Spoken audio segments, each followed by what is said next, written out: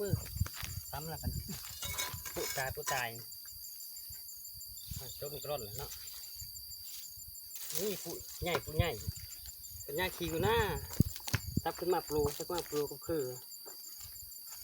บ่มาแล้วเมื่อยเลยกันเด้มีแต่เมื่อยอย่างเดียว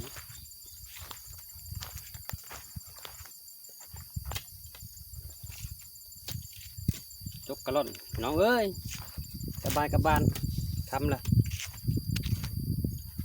ตัดเครื่องน้องเอ้ยพอจะจบเลยยุ่มาละเพราะพอจะจบกว่าตัดเครื่องก่อน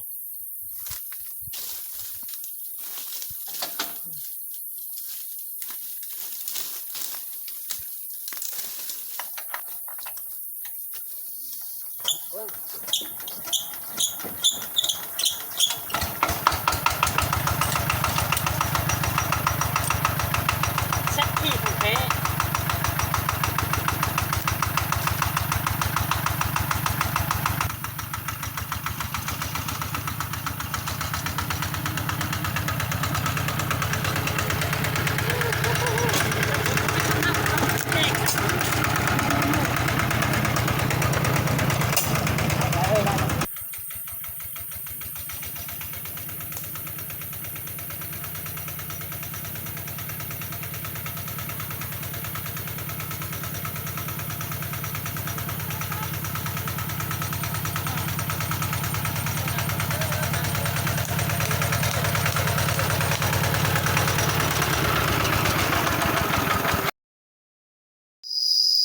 สวัสดีพี่น้องวันนี้บอกว่าจะพาไปเบิ่งตึกป่าเนาะได้บ่ได้บ่จักเนาะ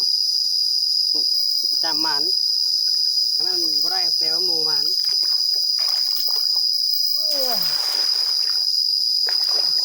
หนุ่มเด้อพี่น้องเด้อ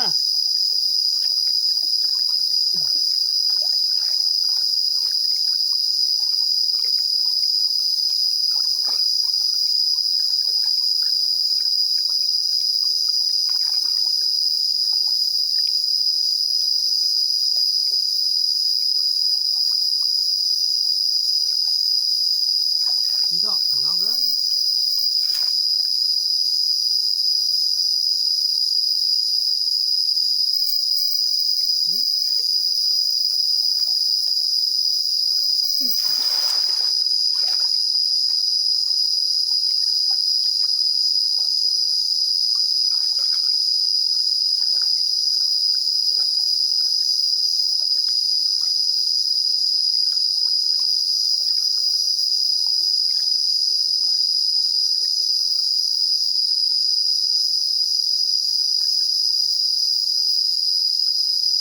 เดี๋ยวมีพี่ดอกพี่น้องเอ้ย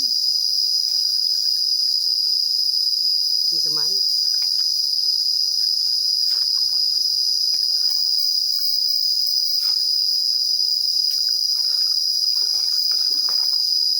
ปัดใช่ปะตะโกนวะว่าแหกมาแตกเลย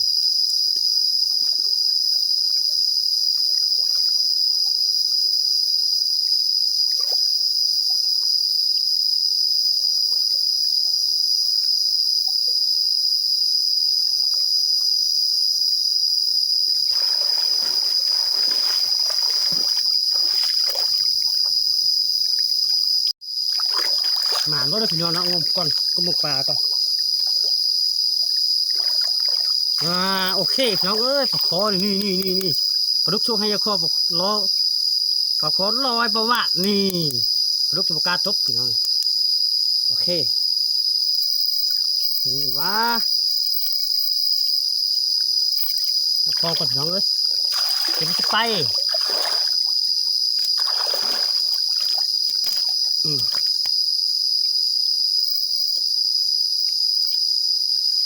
เข้าคลองก่อนโอ้ยโอเคมันต้องเอาส้มใส่รถแบบมะขามมาก็พี่น้องนะอ้วมมันก่อนเอาคนต่ำมาเสียดายคนสูงเอาคนสูงมาเสียดายคนต่ำเอาคนต่ำแล้วมาเสียดายคนสูงมานบ่ปานบ่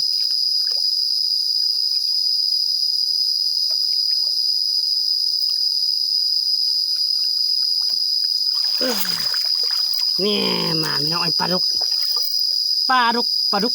นี่บ่ระวังยิงพี่น้องเอ้ยโอ้มันตีก้มหำเลยกูจักอันนี้ต่างๆวะปลาดุกพี่น้องปลาดุกนี่เบิ้งแล้วพี่น้องไปรักเบิ้งกูเด้อบ่คนมาหาลูกไม้เขาเห็น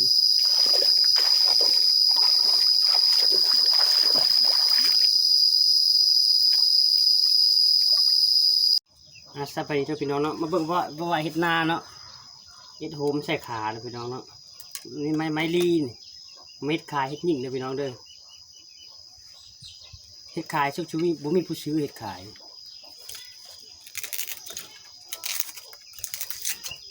เฮ็ดขาใส่โฮละสบายเฮ็ดโฮใส่ขาละยะพี่น้องเอ้ยเฮ็ดยิ่งกบยิ่งเขตนี่น่ะชีวิตมันสมัยหน้าเลยเลยแต่บางคนก็จะยิ่งเนาะเยี่ยมมานี่เราไม่ลีนหน้าหกกว่ายังดีน้องเอ้ยไว้ยิ่งกบบัดย่างผล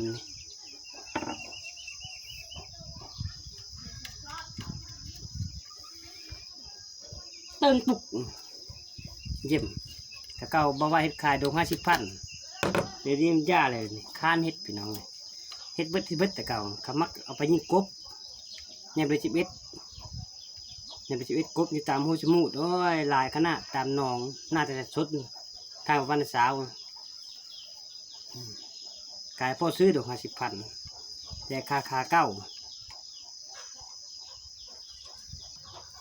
โดงนี้โดงน้อยโดงนี่โดงง่ายสีง่ายเลยนี่เส้นแล้วบริยิงมันไม่มีเวลายิงไว้ยิงไว้เขาย่ำยิงครบแล้วยิงย่ายิงครบแบบป้าไว้จนดีงามเลยพี่น้องไม่รีนี่ก็เลยแต่มันเก้าแล้วจน